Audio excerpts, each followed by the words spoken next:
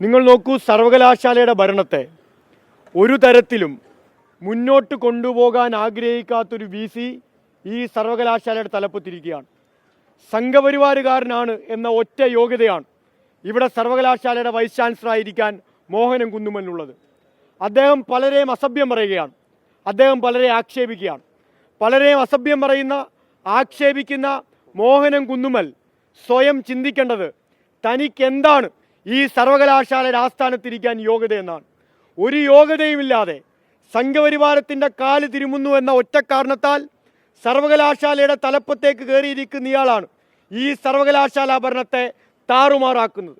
നിങ്ങൾ ആലോചിക്കേണ്ടത്, കഴിഞ്ഞ സിൻഡിക്കേറ്റ് യോഗം ചേരുമ്പോൾ ഏതാണ്ട് 200-നകത്ത് അജണ്ടകൾ ആ സിൻഡിക്കേറ്റ് യോഗത്തിൻ്റെ പരിഗണനയിലേക്ക് വരുമ്പോൾ പ്രിയപ്പെട്ട മാധ്യമങ്ങളും പൊതുജനങ്ങളും വിദ്യാർത്ഥികളും ചർച്ച ചെയ്യേണ്ടത് 200 അജണ്ടകളുള്ള ഒരു സിൻഡിക്കേറ്റ് യോഗത്തിൽ ആ വിദ്യാർത്ഥികളെ സംബന്ധിക്കുന്ന, യൂണിയൻ ഫണ്ടിനെ സംബന്ധിക്കുന്ന, സപ്ലിമെൻ്ററി എക്സാമുകളെ സംബന്ധിക്കുന്ന, വിദ്യാർത്ഥികളുടെ അക്കാഡമിക്സിനെ സംബന്ധിക്കുന്ന, റിസർച്ച് സ്കോളർമാരെ സംബന്ധിക്കുന്ന നിരവധിയായ അജണ്ടകൾ വന്ന ആ സിൻഡിക്കേറ്റ് യോഗത്തിൽ വിദ്യാർത്ഥികളെ സംബന്ധിക്കുന്ന ഒരജണ്ട പോലും നടപ്പിലാക്കാൻ, അത് ചർച്ച ചെയ്യാൻ മനസ്സ് കാണിക്കാത്ത വിദ്യാർത്ഥി വിരുദ്ധനാണ് ഇവിടെ ഇരിക്കുന്ന വി സി എന്ന് നാം മനസ്സിലാക്കേണ്ടതായിട്ടുണ്ട്.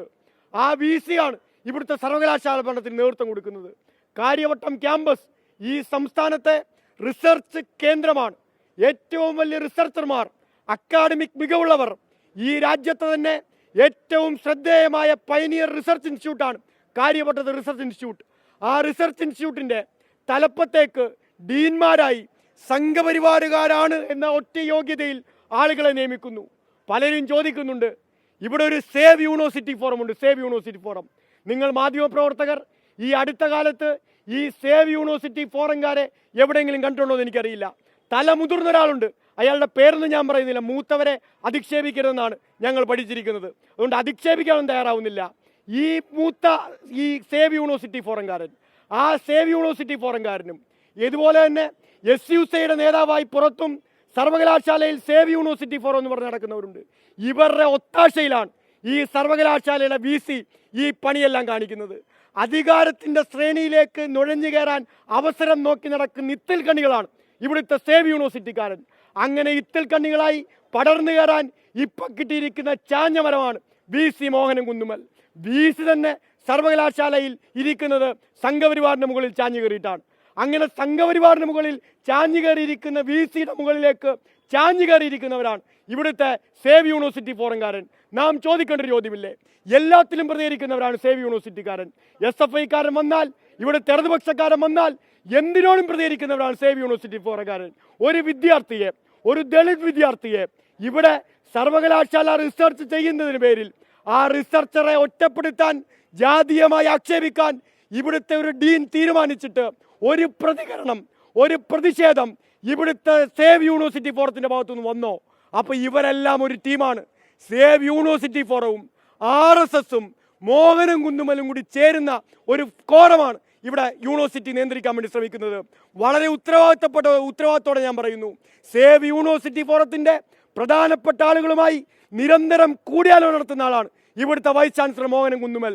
ആ കൂടിയാലോചനയ്ക്ക് ഒത്താശ വഹിക്കുന്നത് ഇവിടുത്തെ RSS ആണ്. ഇടതുപക്ഷ നയങ്ങളെ തകർക്കാൻ, ഇടതുപക്ഷത്തിൻ്റെ പുരോഗമന വിദ്യാഭ്യാസ ഭാഗത്ത് തകർക്കാൻ ഇവിടുത്തെ എല്ലാ പിന്തിരിപ്പന്മാരും, അരാഷ്ട്രീയവാദികളും, മൂരാക്ഷികളും, വർഗീയവാദികളും കൂടെ ചേരുന്ന കാഴ്ചയാണ് ഇവിടെ നാം കണ്ടുകൊണ്ടിരിക്കുന്നത്. നിഷ്കളങ്കമായൊരു ചോദ്യം നമ്മൾ പലപ്പോഴും കേട്ടിട്ടുണ്ട്, ഒരു RSSകാരൻ ഒരു സർവകലാശാലയുടെ തലപ്പത്തിരുന്നാൽ എന്താണ് ഇവിടെ സംഭവിക്കാൻ പോകുന്നത്? ആകാശം ഇടിഞ്ഞു വീഴുമോ എന്ന് വരെ ചോദിച്ച നിഷ്കളങ്ക ബുദ്ധിജീവികൾ ഈ കേരളത്തിൽ താമസിക്കുന്നുണ്ട്. ആ നിഷ്കളങ്ക ബുദ്ധിജീവികളെ ഞങ്ങൾ ഈ സർവകലാശാല ആസ്ഥാനത്തേക്ക് ക്ഷണിക്കുന്നു.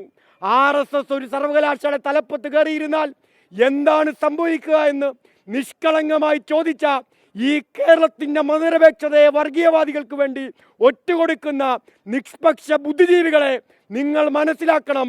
അങ്ങനെ RSSകാരൻ ഈ സർവകലാശാലയുടെ തലപ്പത്ത് കയറിയിരിക്കേണ്ടി വന്നതുകൊണ്ടാണ് ഒരു നിർധനനായ വിദ്യാർത്ഥിക്ക് ഈ സർവകലാശാലയിൽ ജാതി അധിക്ഷേപം നേരിടേണ്ടി വന്നതെന്ന് പ്രിയപ്പെട്ടവരെ നാം മനസ്സിലാക്കേണ്ടതായിട്ടുണ്ട്.